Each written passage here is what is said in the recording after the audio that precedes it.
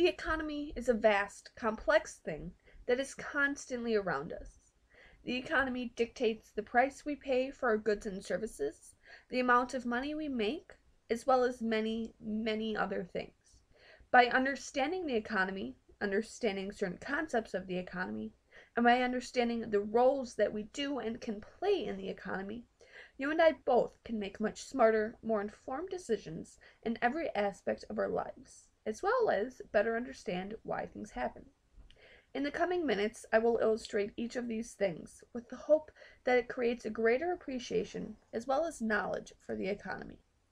To illustrate why the economy is so important, let's meet two very different people and follow them on a few choices that they make. Meet Tom and Aaron. Tom knows nothing about the economy, but Tom doesn't see that as a problem. Aaron, on the other hand, finds it very important to know and understand the economy so she can make the most beneficial decisions possible. Let's start with Tom. Because he doesn't know anything about the economy, Tom doesn't see what harm could come of him taking money out of the register at work.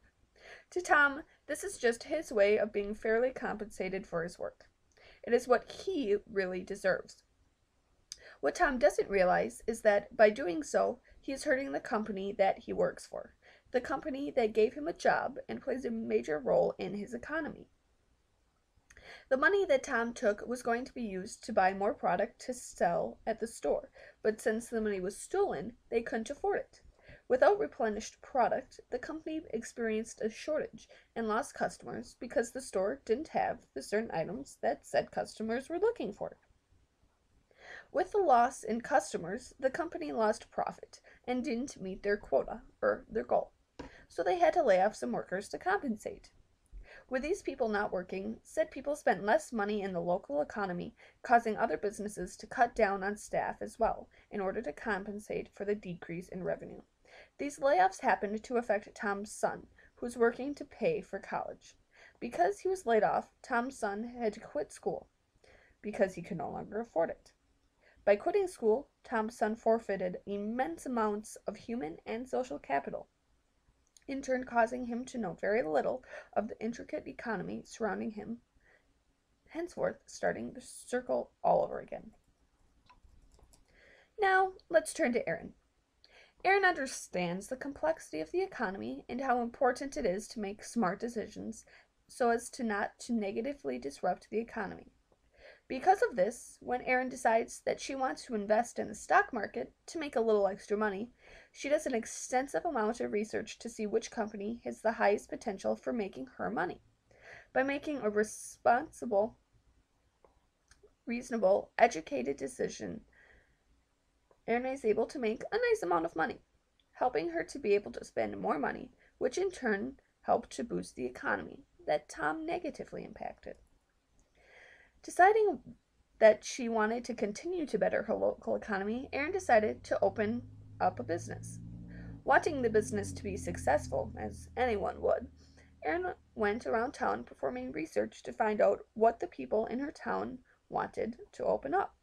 After extensive research, Erin decided that she was going to open an organic food store, because of all the research that she had done to make sure she was doing something that everybody, or at least most everybody, wanted.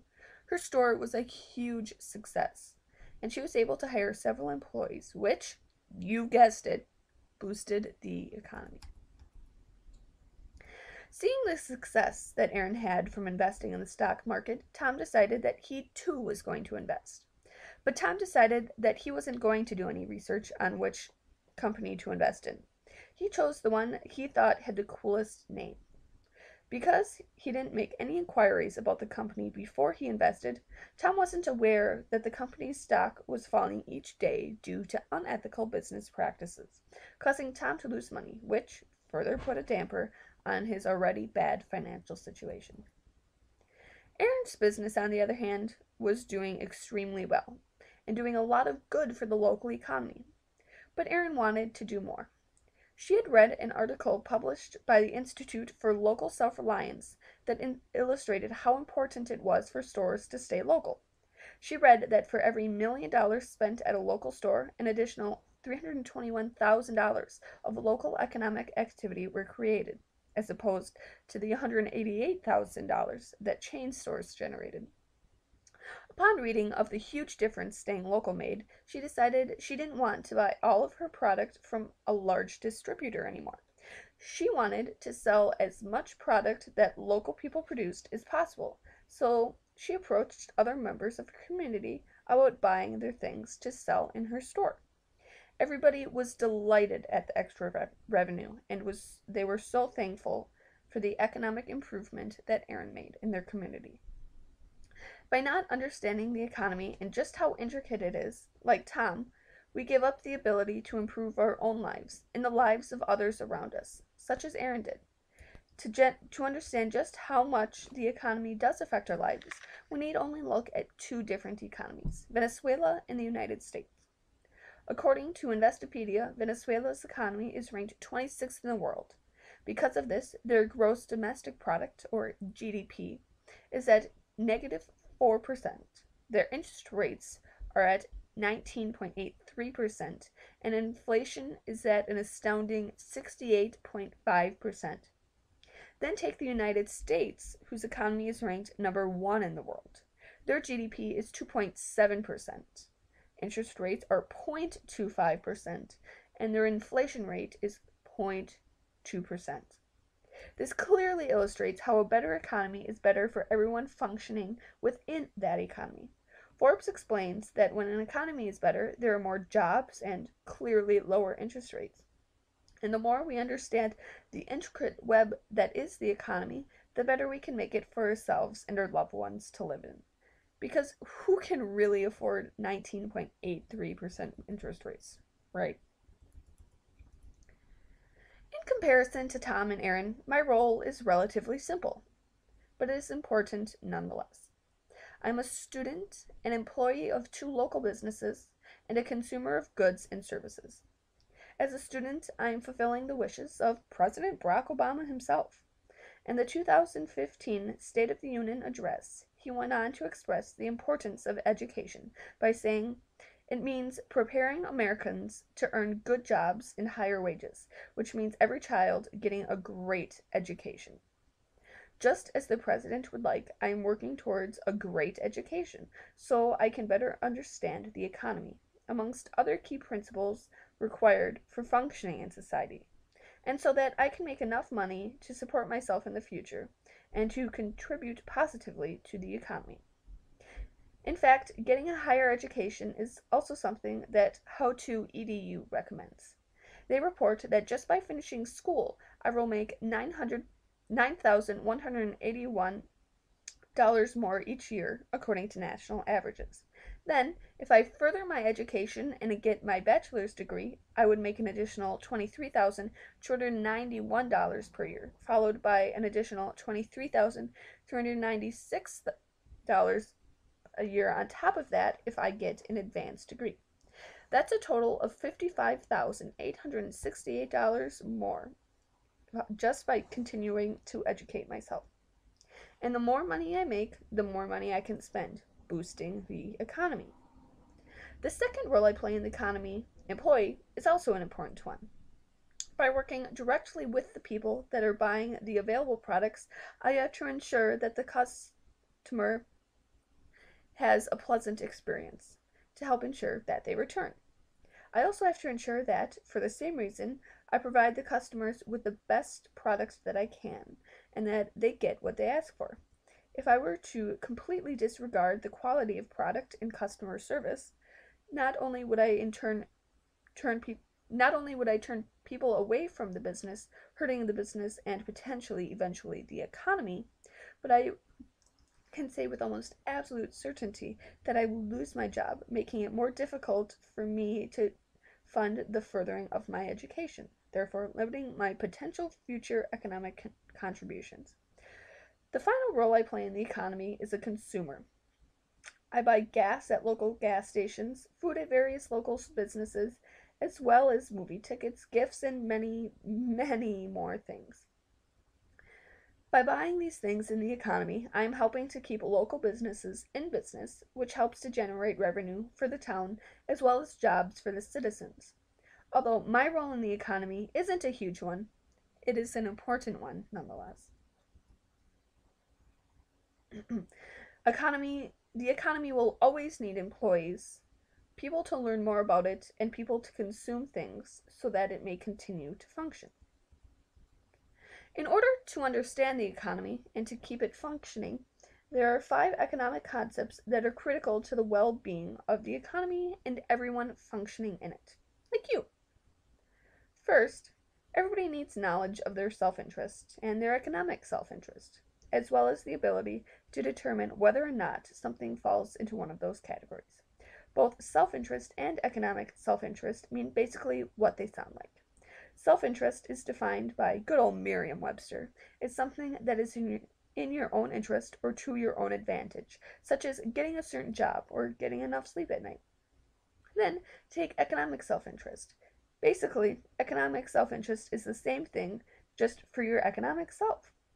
By being able to analyze and understand what is going to be best for you, it will be much easier to not waste time, money, resources, or connections, aka social capital. It is also pertinent to understand because everybody needs to know that it can be okay to put yourself before others. This is all kind of vague, so let me lay down an example. Let's go visit Tom again. Much like his lack of knowledge for the economy, Tom doesn't know what is or isn't in his best self-interest. Because of this, Tom goes speeding down a snowy highway to get to work in time without even considering the opportunity cost, which is the most valuable thing given up. Because he doesn't take time to evaluate what he is doing, he comes up on another car very quickly. Seeing as the roads are covered in snow, Tom isn't able to stop his car in time, and he hits the car in front of him, sending them both into the ditch and breaking Tom's arm, resulting in a lot of bills and a large ticket for Tom. Because Tom didn't take any time to contemplate whether or not speeding would be worth it, he got in an accident, hurting both him physically and financially. Being late for work, as it turns out, would have been a much better trade-off than getting in an accident, something that wasn't in Tom's self or economic self-interest. So, in order to avoid being in a compromising position such as Tom's, it is important to know what is or isn't good for you, and if the benefits of your actions outweigh the bad. The next step to being economically aware, step 2 of 5, is to understand the difference between wants and needs. Although it seems basic, it is oh so important. A want is something that will make your life more enjoyable or easier. A need, on the other hand, is something that you have to survive. Shelter, food, water are all wonderful examples of needs, just as curling irons, television, and iPhones, or smartphones in general, are good examples of wants. Where it can get confusing is when things that are needs can also be wants, depending on the context that they are taken in. Take food, for example.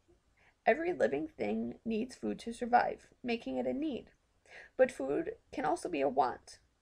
Take the brownie you're currently eating as an example. Although it is a food, are you eating the brownie to stay alive or because it tastes good? Chances are it is because of the delicious nature of the brownie, therefore making it a want. The same concept applies to shelter. Humans need shelter to survive, but do they need huge houses with 8 bedrooms and every room decorated to a T? Nope. Unless you have an absurd number of people living under the same roof, that is a want. This is important, A, simply to be informed, B, so you can ensure you meet all of your needs, so it is possible for you to live as happy and healthy a life as possible, and C, so that you don't accumulate debt paying for all of your wants, potentially causing banks to close because they aren't getting their money back that they loaned out, eventually causing the economy and everyone living in it to take a hit. Knowing the difference between wants and needs ties in splendidly with our next economic concept, decision making. Dr. Joel Humans of Roberts Wesleyan College goes on to explain that on average, an adult makes 35,000 decisions a day. With that many decisions being made a day, it is immensely important that people learn and maintain the ability to make good decisions. You A, need to know how to choose between wants and needs, and B, actually be able to make concise decisions so you don't sit in the store all day not being able to choose between broccoli and peas. Decisions are all around us. Clearly, if we're making 35,000 a day, to avoid them would be impossible, and to not know how to weigh the pros and cons to make a good, educated, beneficial decision would be a disaster waiting to happen. There are some decisions that we don't even think about making. They just come naturally, such as putting on a jacket when you're cold, eating when you're hungry, or sleeping when you're tired. But not all decisions are that simple. Some are very, very complex and can alter the course of your life forever. No, I'm not talking about your decision to wear turtleneck sweaters your entire sophomore year of high school. I am talking about decisions such as buying a house, choosing a career, or, most relevant to me, choosing which college to go to. When looking to buy a home, or even when choosing which school to attend, it is important to not choose to spend more money than you can afford, so as to not be in debt until the day that you die, something that puts stress on both you, obviously, and the economy. An article entitled How Student Loan Debt is Dragging Down the Economy by Ryan Gorman does a nice job illustrating the harmful effects that debt can have on the economy. Gorman talks about how when people are in debt, they are less likely to take financial risks, such as starting businesses, that are essential to the well-being of the economy. They are also less likely to spend money in the economy, causing businesses to take a hit. By not choosing to spend more money than you know you can afford, you're helping yourself and everyone that is functioning in your economy. Choosing a career is also a big decision, with lots of aspects to take into consideration. One needs to choose something that they like to do, that they have the capability to do, and that they will be able to support themselves off of. If any of these three things are not true, there is potential for economic trouble. If you choose to do something that you do not truly enjoy, there is the potential for you to quit your job, making all of the money you spent to become qualified for said position a waste. It also means that if your previous training is not transferable to other careers, that you may need to go back to school and take out more student loans. And as we already know, that can be really bad. If you choose a career that you are not qualified to do, the chance that you won't get a job is great, and you then would not be able to effectively contribute to the economy. Last, but certainly not least, you need to be able to support yourself off of what you choose to do. You may be really, really good at selling shoes, and you may really enjoy it, but the chances are, if you're not also designing said shoes, you aren't making enough money to go and buy your own shoes, amongst other things that help to stimulate the economy. And if lots of people are making decisions similar to yours and are not able to spend money on shoes, you may lose your job because your employer is no longer making enough money to pay you. All in all, decisions are all around us. Everywhere you turn, there is a decision being made. Heck, if you keep watching this, that's a decision, and a pretty good one if I do say so myself. If you turn it off, well, hey, that's a respectable decision as well. By making decisions, we are helping to improve the economic conditions that we live in. The more good decisions that you and everybody make, the better the economy will be for you and your family to come. Once you realize how important it is for you to know what you want, need, and how to make educated decisions, we can turn to our fourth economic concept, supply and demand. Supply and demand are all around us, and it dictates how much we pay for everything. It is important both as a consumer and as a provider to understand. The basic principle of demand is that as the price of a product goes up, the demand for a product goes down, and as the price of a product goes down, said product's demand will increase. The law of supply then tells us that the price of a product increases, there will be more of the product supplied, and as the price of the product goes down, so will the quantity of the product that is supplied. Looking at the law of supply and demand together, we can conclude that if the demand for something is really high, a supplier would be crazy not to increase the prices so as to make as much money as possible. But if the supplier raises the prices too much, the consumer will be less likely to buy said product, decreasing sales for the supplier. If the supplier loses too many sales, they will start to lose money and will have to decrease prices again to capture the attention of the consumer. To understand this further, let me show you a supply and demand curve. From this, we can see that when the supply is lower, the demand is higher with the higher price. We can also determine that the higher the prices, the more supply there is, but the lower the demand is. You can move all across the graph to see the results from different scenarios. Possibly one of the most interesting one is the equilibrium point, where the demand and the supply equal each other, making everyone involved happy. The supplier gets to make money off of their product, and the consumer gets their product at a fair price. Yay, economics! And last, folks, but certainly not least, is my final concept crucial for functioning effectively in the economy: optimism. We all know that stereotypical optimistic person who, even in stressful situations, will look to the bright side. What does that have to do with the economy? Well, in an article, The Economics of Optimism, published by the Muse, highlighted a study done by the University of Miami School of Business Administration. The study found that in states where people were overall more optimistic, recession was weaker. But that's not it. In these optimistic states, expansion was stronger and economic recovery was faster. After reading this, I was intrigued. Simply by being happier, we can improve the economy around us, in turn improving our own lives. Simply by being happier and not letting bad things and circumstances dictate our lives, we can help to boost our economy here at home, making optimism a very important economic concept. These 5 concepts aren't just concepts that I thought would sound good together. No, they are concepts that I practice in my day-to-day life.